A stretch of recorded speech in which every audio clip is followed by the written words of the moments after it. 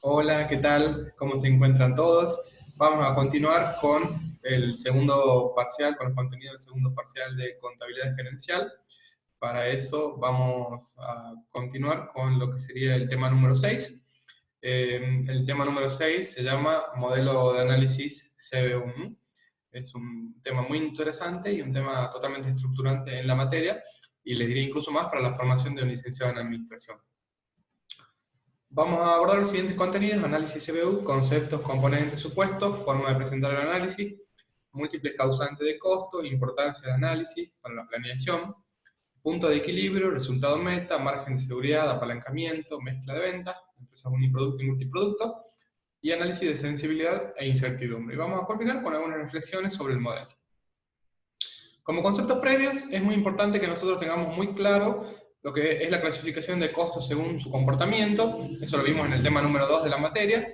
Las técnicas de segregación de costos, que la vimos fundamentalmente en el tema número 5. La confección del estado de resultado por el método variable, lo analizamos en profundidad en el tema número 3. Y la elaboración del estado de resultados segmentado, que los vimos en el tema número 2, en el tema número 3, y vamos a continuar ahora en profundidad en el tema 6. Entonces, básicamente, tenemos que tener muy sólidos estos conceptos para seguir construyendo lo que vamos a necesitar para el tema número 6.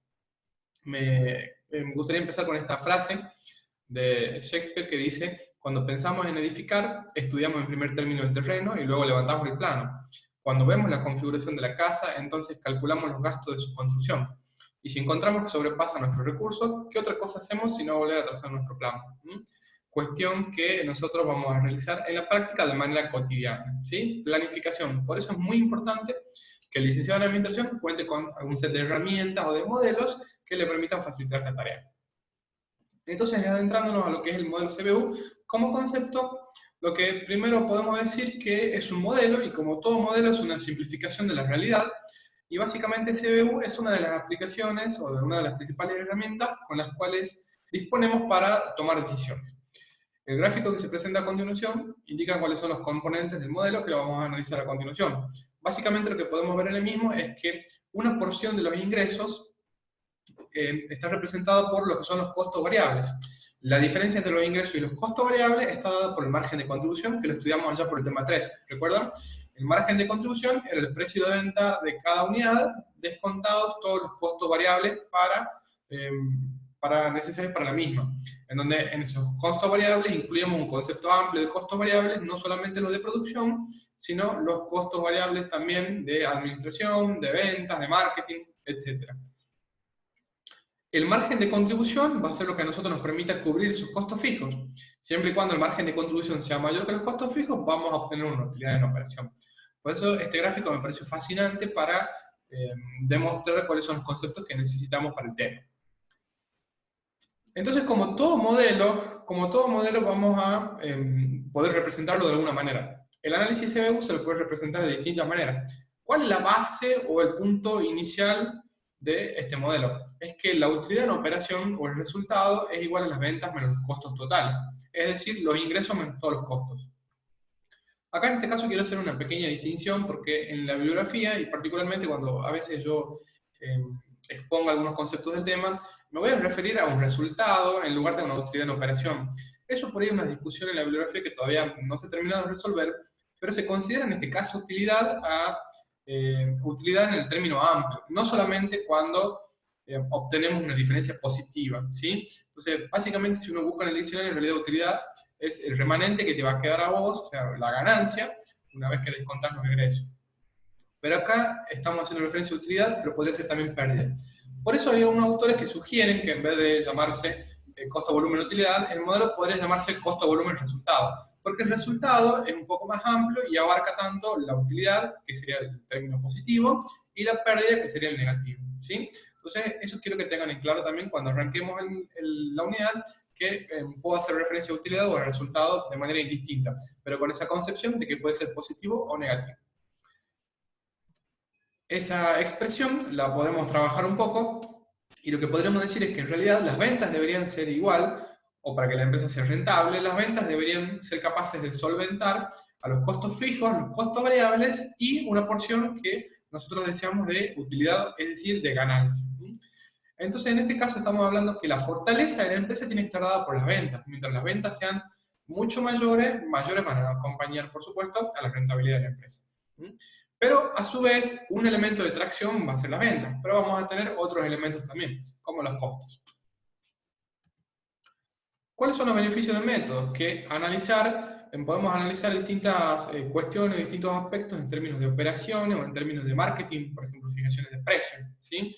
Determinar cuáles van a ser los precios de los productos, de los servicios, los precios correctos para comercializarlos, introducir un nuevo producto, un nuevo servicio, podríamos evaluar eso, reemplazar una pieza de alguna máquina o de algún equipo, la actualización de tecnología, por ejemplo, cuál es el punto de equilibrio. Eventualmente ustedes van a escuchar que el empresario quiere saber cuánto tiene que ganar para ser rentable. Entonces, él lo va a decir en ese término. Conceptualmente, nosotros tenemos que reconocer que la herramienta que tenemos que aplicar es el análisis CBU por medio del punto de equilibrio. Lo que quiere saber es cuál va a ser el nivel que le permita, el nivel de ventas que le permite a él obtener ganancias. Eso lo vamos a ver también en detalle a continuación. Definir las mezclas también de los productos, determinarlas, evaluar decisiones de compra o de producción. Acá vamos a entrelazar también los conceptos del tema 6 con el tema número 7 y con el tema número 8. Por eso es muy importante que también el tema número 6 esté muy bien asentado, porque va a ser estructurante para trabajar con los dos últimos temas del segundo parcial de la materia. Y nos va a permitir también realizar análisis del tipo qué pasaría si, es decir, estratégicos. Eso vamos a ver una pequeña placa también al final de la presentación. Los componentes del modelo un poco ya les he adelantado cuando hemos mencionado el primer gráfico que presentamos en este caso. Hemos hablado de lo que sería el precio de venta, lo que serían los costos variables por unidad, los márgenes de contribución también unitarios, los costos fijos y las cantidades fabricadas y vendidas. En este caso, los costos variables, podemos hablar del costo variable unitario, el costo variable total y la contribución marginal unitaria y la contribución marginal total también. Cabe destacar que estos son los parámetros y las variables de entrada al modelo. La variable de salida del modelo va a estar dada por la utilidad o el resultado. Como todo modelo, va a tener algunos supuestos que van a limitar un poco el trabajo. Esos supuestos son los siguientes. Estamos hablando siempre de una función lineal de ingresos y costos. Aunque la función de costos o de ingresos no sea completamente lineal, podríamos tomar un tramo de esa función en donde la misma es lineal, ¿sí? Entonces estamos asumiendo que el tramo donde estamos trabajando de la función de ingreso y de costos es lineal. Eso está relacionado con el concepto también del rango relevante. Los precios, los costos fijos totales y los costos variables unitarios van a permanecer constantes a lo largo del rango relevante. En realidad este supuesto, ustedes lo podrán ver que acá en Argentina va a tener algunas complicaciones, entonces vamos a tener que hacer caso omiso de la inflación, ¿sí? O al menos vamos a tener que tomar espacios de tiempo más cortos, rangos relevantes más cortos también, para poder trabajar con este modelo sin que ello perjudique alguna otra cuestión y que nos refleje en buena medida lo que es la realidad. Entonces hay que tener una precaución que a través de ese supuesto se desprende también que uno tiene que tener una consideración particular sobre el tema de la inflación. El otro supuesto es que lo que se produce se vende. Eso lo pueden haber visto en la placa anterior, donde hablamos de cantidades fabricadas y vendidas. Es decir, que en este caso no van a tener influencia ni los inventarios iniciales ni los finales. Esto en realidad es algo que se está aplicando bastante y que favorece, por ejemplo, empresas que trabajan con el sistema just-in-time.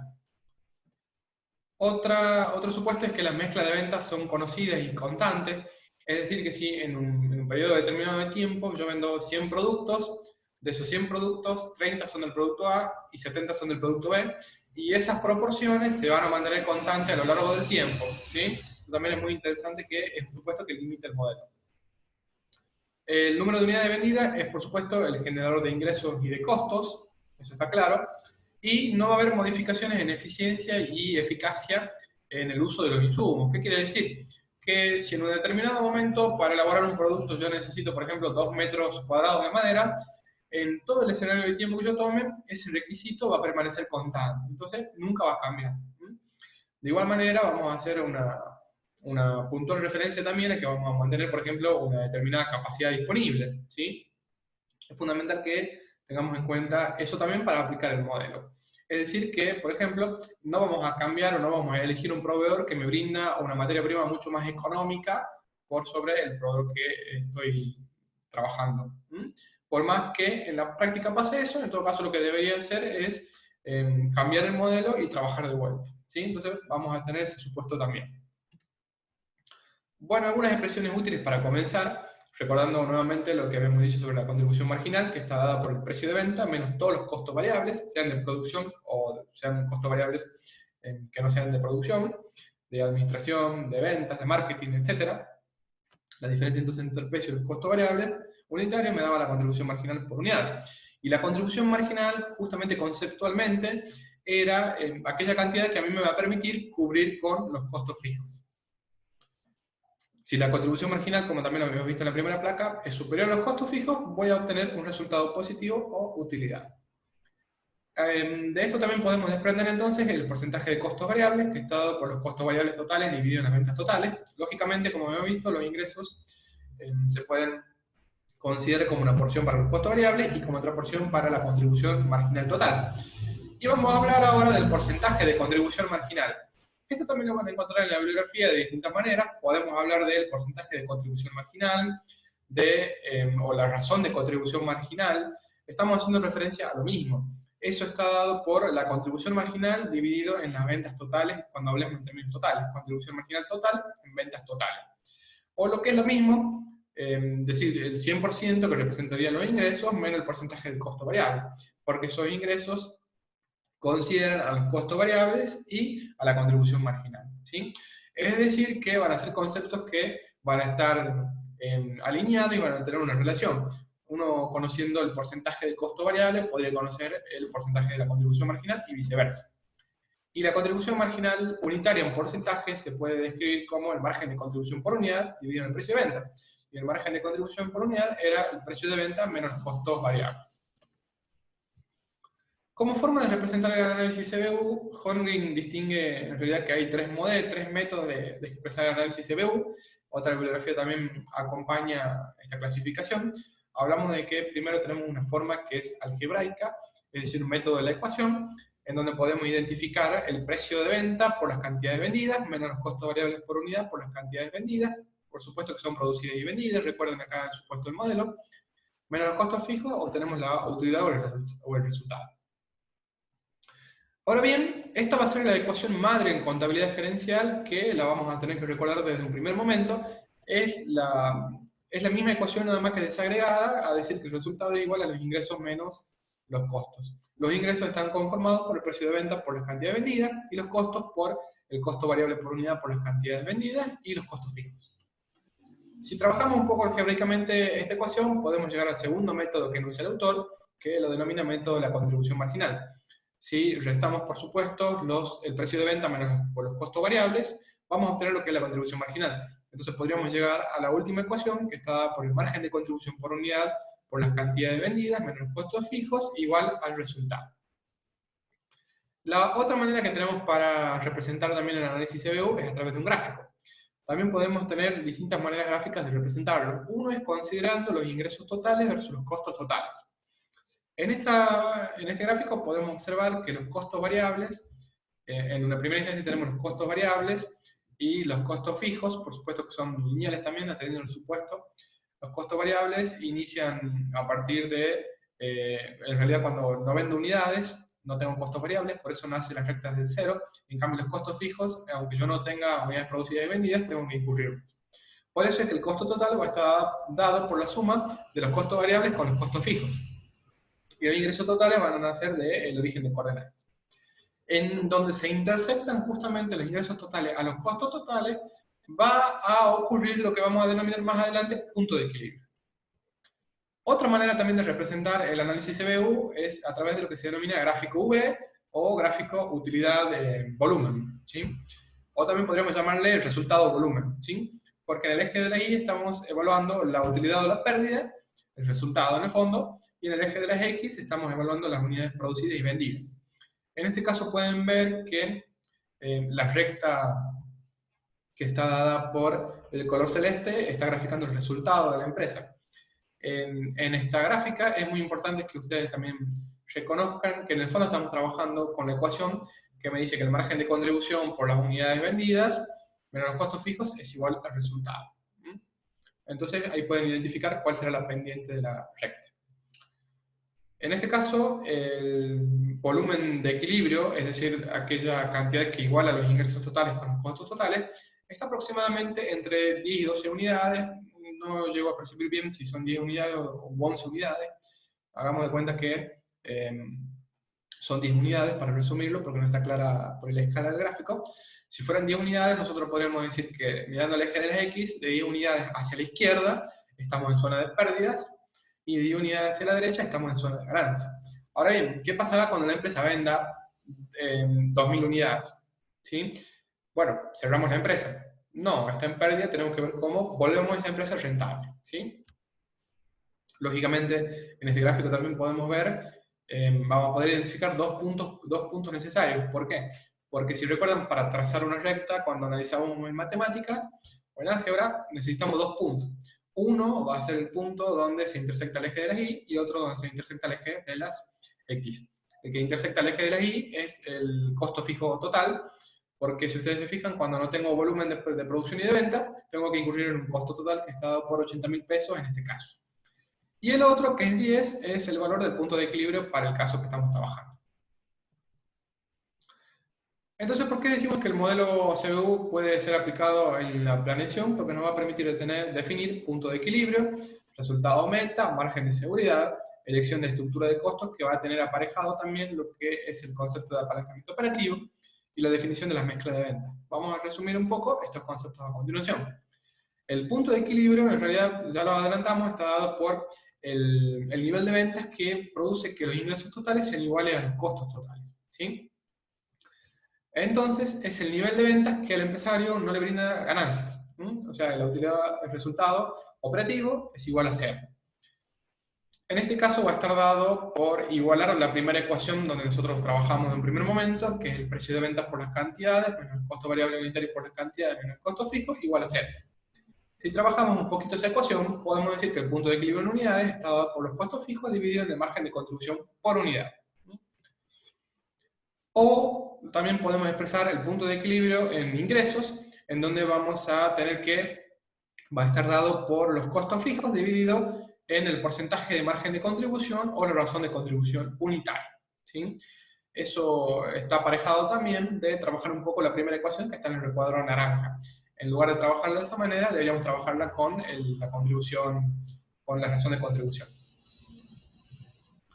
Ahora bien, un ejemplo de cómo se determina el punto de equilibrio en la práctica, se podrían trabajar distintos niveles de unidades producidas y vendidas, de 3.000 a 7.000.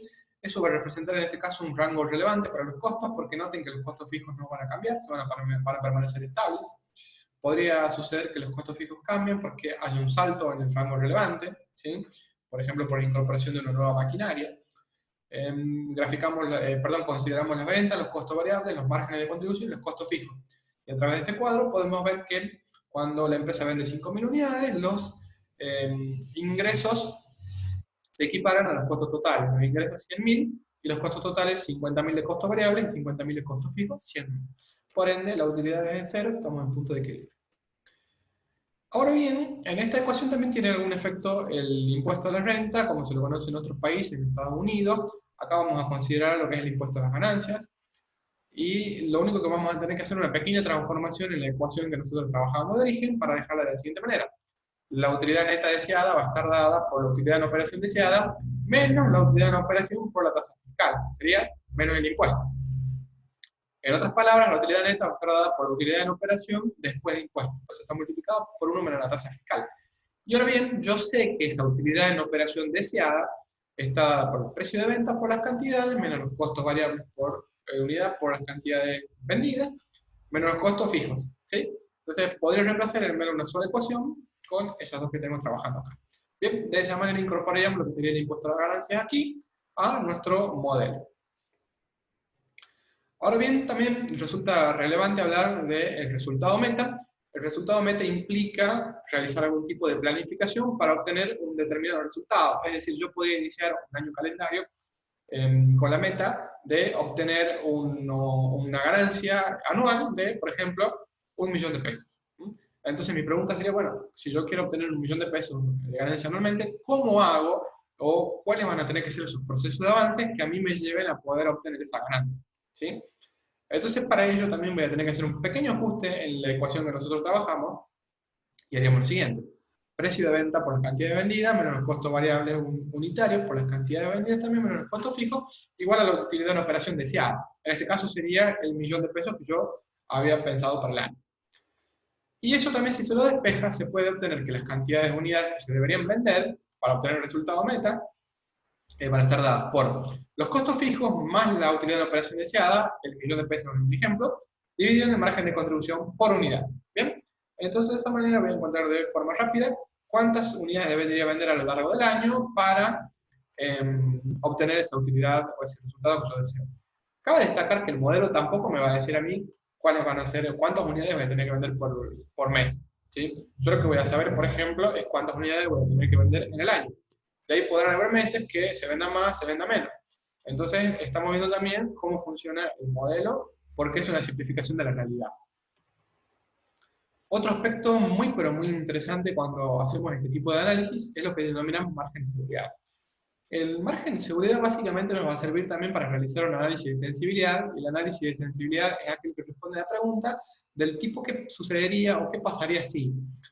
Es decir, que nos va a brindar a nosotros una idea de en cuánto o en qué nivel pueden caer las ventas antes de que la empresa deje de ser rentable. ¿Sí? Al margen de seguridad en pesos lo vamos a considerar o lo vamos a obtener como los ingresos presupuestados o reales menos el punto de equilibrio expresado en pesos. Supongamos que yo estoy vendiendo $1.000.000 y el punto de equilibrio es de 800.000, el margen de seguridad va a ser de 200.000 pesos. ¿Qué me va a indicar? Que en mis ventas actuales, es decir, de $1.000.000, solamente podrían caer 200.000 pesos antes de que la empresa deje de ser rentable. Es decir, que entre en zona de pérdidas.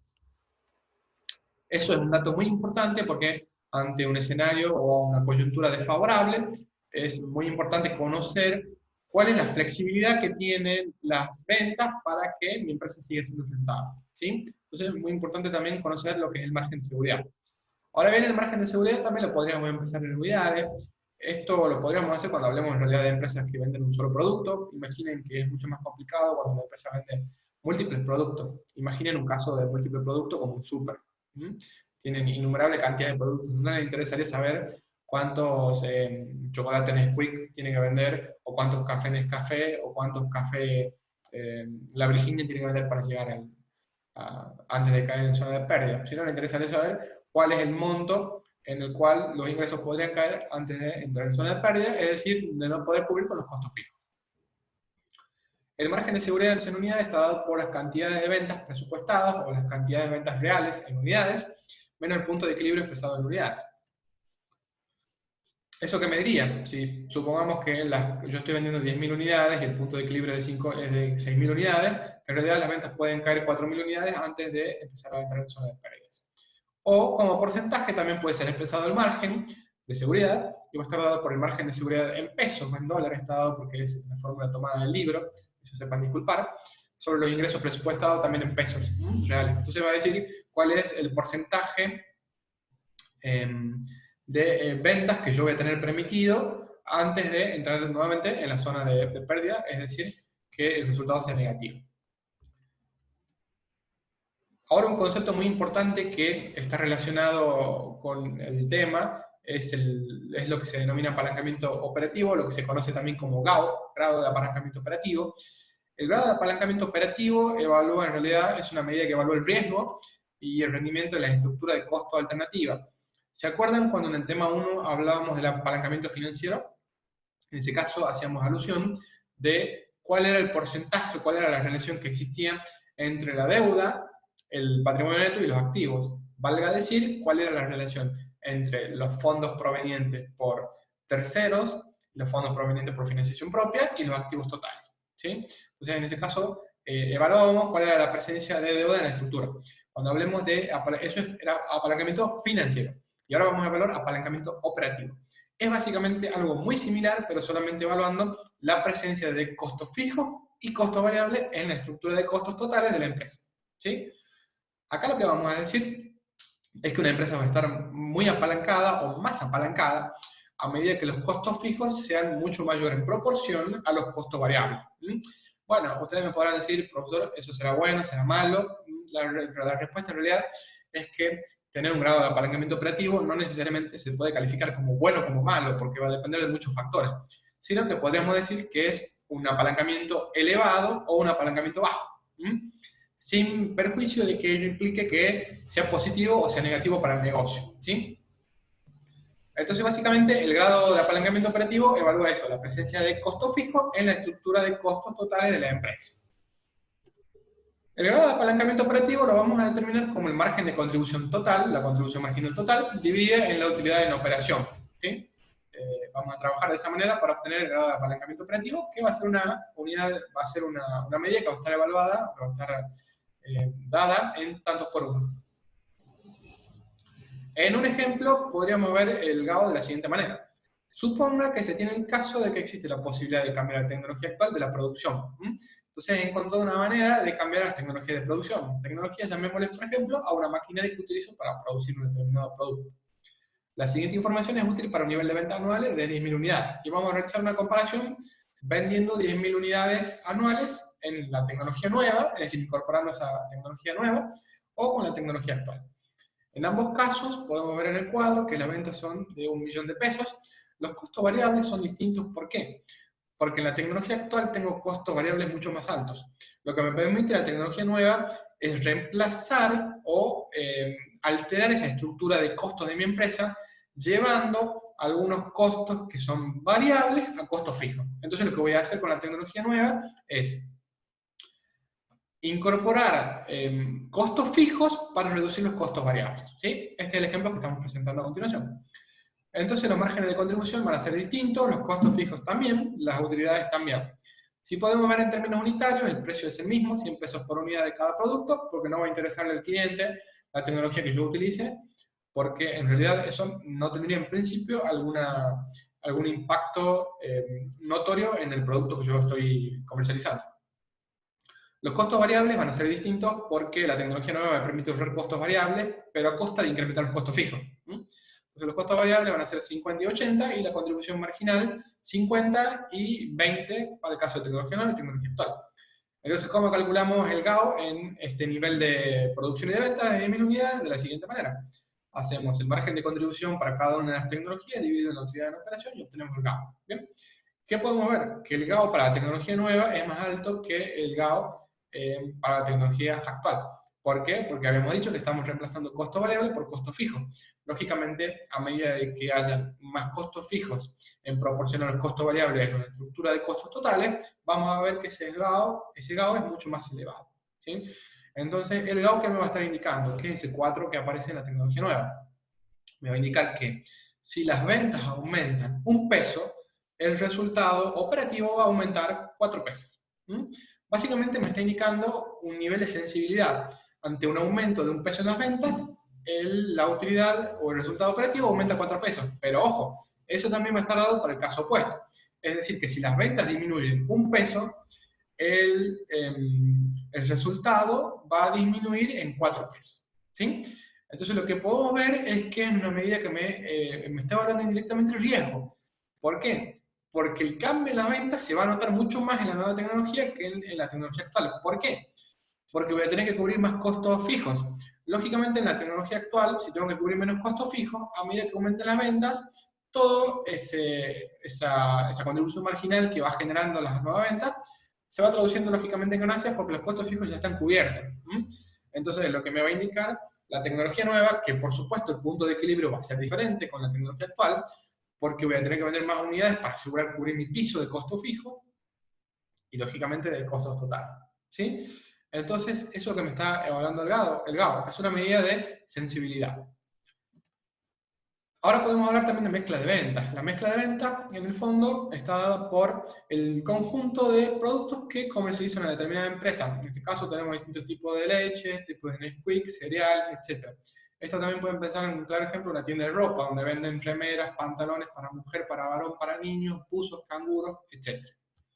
Entonces la mezcla de ventas está dada por todos aquellos productos que la empresa comercializa. Ahora bien, podemos estudiar la mezcla de ventas de dos maneras. La primera es analizar la mezcla de ventas en unidades.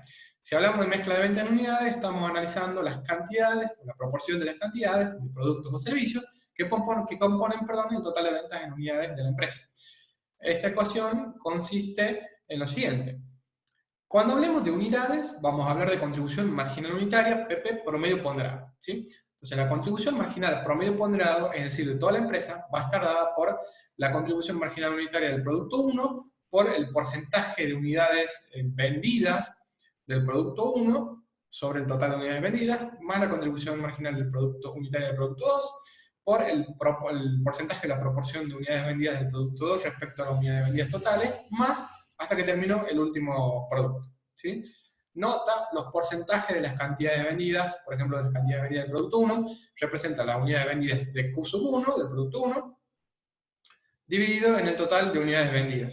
Es decir, Q sub 1 más 2 más hasta que terminó los productos. Ya vamos a ver un ejemplo para que esto quede claro. No es lo mismo que decir o hablar de la mezcla de ventas en ingresos. ¿Por qué? Cuando hablemos de mezcla de ventas en ingresos van a afectar dos componentes, la cantidad de vendidas y el precio de ventas por unidad. Esto va a estar dado por el monto de ingresos o la proporción de los ingresos de varios productos o servicios que componen el total de ventas del monto de una empresa. La ecuación considerando la mezcla de ventas e ingresos es la siguiente. Y acá vamos a hablar, ojo, del porcentaje de contribución marginal unitaria, o lo que es lo mismo, la razón de contribución unitaria, o la razón del margen de contribución, ¿sí? Promedio ponderado. ¿Por qué? Porque es el porcentaje de contribución marginal de toda la empresa, no de un determinado producto.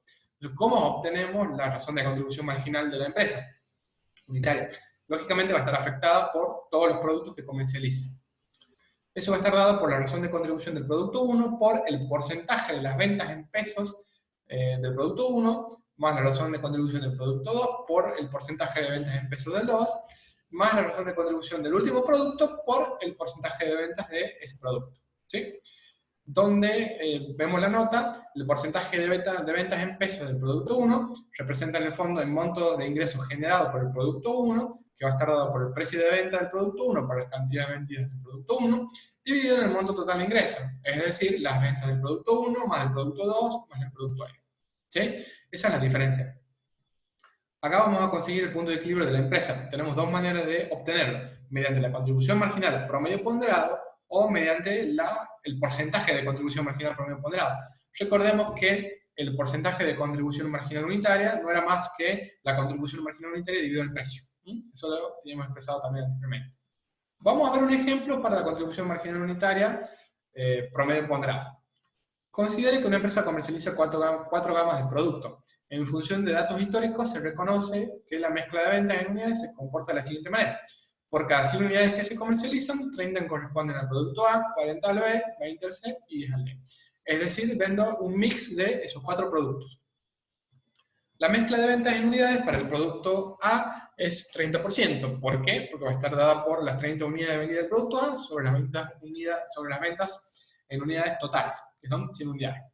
La mezcla de ventas en unidades, entonces, para la empresa es de la línea del producto A, 30%, del B, 40%, del C, 20% y del D, 10%. Así se conforma el 100% de ventas de la empresa. Entonces podemos hablar de un ejemplo de punto de equilibrio con varias líneas de producto, ¿sí?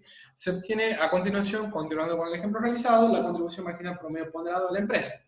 ¿Cómo la vamos a obtener? Y bueno, vamos a tomar los precios de venta de cada una de las líneas de producto y le vamos a restar los costos variables, donde recuerden que esos costos variables son totales, son costos variables completos, están dados por los costos variables de producción, de marketing, de venta, etcétera. Vamos a obtener la contribución marginal unitaria por cada tipo de producto, por cada línea de producto. La vamos a multiplicar por la participación de las ventas en unidades, que estaban dadas por 30, 40, 20 y 10%, y vamos a obtener lo que sería el margen de contribución promedio ponderado. Noten que ese margen de contribución promedio ponderado para cada una de las líneas es solamente el margen de contribución por línea por la participación de la mezcla de unidades. Para el producto A es 2 pesos por 30%, da los 0,60 de margen de contribución promedio ponderado. Y la contribución promedio ponderada de la empresa está dada por la suma de esa última fila. Es decir, 0,60 más 0,40 más 0,30 más 0,10 igual a 1 peso con 40. ¿Sí? Entonces, eso lo vamos a poder analizar desde ese punto de vista también. ¿Bien? Por eso, entonces de esa manera lo que conseguía era obtener la contribución marginal promedio ponderado para la empresa que estaba por un peso con 40, ¿verdad? Ahora lo que me queda por hacer entonces es lo siguiente. Considerando que los costos totales son de 140.000 pesos, el punto de equilibrio es entonces 100.000 unidades. ¿Cómo lo obtengo? El costo fijo total dividido en la contribución marginal promedio ponderada. 140.000 pesos dividido en 1,40 me dan 100.000 unidades. Pero ahora bien, yo sé que vendo 100.000 unidades, pero ¿cómo están conformadas esas 100.000 unidades? ¿Son todas el producto A, todas el B, todas el C, todas el D? Bueno, tengo que aclarar, porque son 100.000 unidades vendidas por la empresa. ¿Cómo hago para particularizar esas 100.000 unidades para cada una de las líneas de producto? Fácil. Lo único que tengo que hacer es multiplicar las unidades esas que obtengo de punto de equilibrio por porcentaje de participación de la mezcla de ventas en unidades de cada línea de producto. Es decir, 100.000 pesos por 0,30 me dan las ventas de equilibrio de A, 30.000 unidades, y así para todas las otras. ¿Sí? Y lo que después puedo hacer es realizar un estado de resultados por el método variable para corroborar que efectivamente ese es el punto de equilibrio de la empresa. Entonces lo que está en el cuadro siguiente es eso, ¿cómo se obtiene la venta del producto A? Bueno, las 30.000 unidades de punto de equilibrio multiplicado por el precio de venta del producto A. Los costos variables también, las 3.000 unidades por el costo variable y así. ¿Sí? Si recuerdan el cuadro anterior, la contribución marginal unitaria por cada unidad de la línea del producto A era 2 pesos. 2 pesos por 30.000 unidades, obtengo los 60.000 pesos de margen de contribución total. ¿Sí? De esa manera veo que efectivamente he calculado bien el punto de equilibrio. Entonces también podemos hablar de lo que es el análisis de sensibilidad y el modelo CBU. Trabajando o continuando con el análisis de qué pasaría si, podemos evaluar algunos cambios en los precios de venta, es decir, qué pasará si el precio de venta del producto cae o aumenta. Podemos hablar de aumento o disminución en los costos variables, podemos hablar de disminución en costos fijos, por ejemplo, y de caída en las cantidades fabricadas y vendidas. Entonces, de esta manera, lo que me va a permitir a mí el análisis CBU es tener un panorama claro de cómo afectaría cada uno de los cambios en los componentes del modelo. Valga decir que eventualmente se estudia un comportamiento de uno de estos, o del precio o de los costos variables, y los otros se mantienen fijos. Aunque también se pueden hacer cambios en simultáneo. Nada más que tengo que tener un poco de precaución con eso. Bueno, finalmente ya para ir concluyendo con esta presentación, me gustaría hacer hincapié también en algunas preguntas estratégicas, sin dejar de lado la planificación estratégica, que nos va a permitir considerar el análisis CBU, como por ejemplo la siguiente: ¿cuál es el nivel esperado de ganancias a un volumen determinado de ventas? Entonces, si yo vendo tantas unidades, ¿cuál sería el nivel de ganancias previsto? Estoy hablando del presupuesto.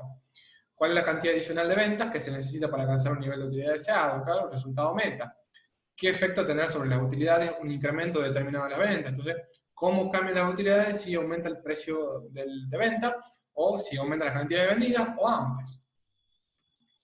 El pronóstico de las ventas concuerda con las utilidades pronosticadas, ¿por qué sí, por qué no? Acá puedo hacer un análisis de desviaciones también, o de variaciones. ¿Qué ganancia adicional se obtendrá de una determinada reducción porcentual en los costos variables por unidad? Claro, si yo quiero ser más competitivo y quiero mejorar mis resultados, yo podría decir, bueno, intento ejecutar algún proceso de reingeniería para disminuir el costo variable, y podría ver cómo impactará esa reducción en los costos variables en el resultado. ¿Qué nivel de venta se necesita para cubrir todos los costos de una región de venta o una línea de producto? Esa es básicamente la pregunta inicial, donde el empresario le va a preguntar, bueno, ¿cuánto tengo que vender para ser rentable? Y bueno, vos tenés que vender mínimamente para ser rentable esto para estar en punto de equilibrio, es decir, para que tus ingresos totales sean iguales a tus costos totales. De ahí, vendiendo una mayor cantidad de unidades, o a veces en pesos, vas a obtener ganancias, ¿sí? Cabe destacar que es muy criterioso también el uso de la contribución marginal promedio ponderado a veces, o de la razón de contribución promedio ponderada, porque en realidad cuando estemos trabajando, como bien decía la diapositiva, con casos multiproductos, es decir, con empresas que comercialicen más de una gama de productos, nos va a convenir trabajar en términos de punto de equilibrio, en monto de ingresos, ¿sí? En monto. Entonces es básicamente muy importante trabajar de esa manera. No nos va a interesar tanto ya la combinación de productos, a menos que queramos hacer un estudio específico. Pero imaginen un súper si ustedes tienen que decir, bueno, para estar en punto de equilibrio tienen que vender 10 café Dolca, 20 café La Virginia, 50 papas fritas Lay's, 50 papas fritas Pringles. Bueno, va a ser una locura, ¿no? Es más fácil que ustedes le digan, bueno, para estar en punto de equilibrio tienen que vender 1.000.000 de pesos. De ahí, ingeniátela vos para ver cuál va a ser la mezcla esa de venta, ¿sí? Y la bibliografía que se ha considerado para preparar la clase del día de hoy. Bueno, espero que haya quedado claro, que les haya gustado este tema. Es un tema, nuevamente les repito, muy, pero muy estructurante y muy interesante para el licenciado en Administración, así que espero que lo aprovechen más del 100%. Muchas gracias, que estén muy bien y nos estamos encontrando próximamente para otro video. Adiós.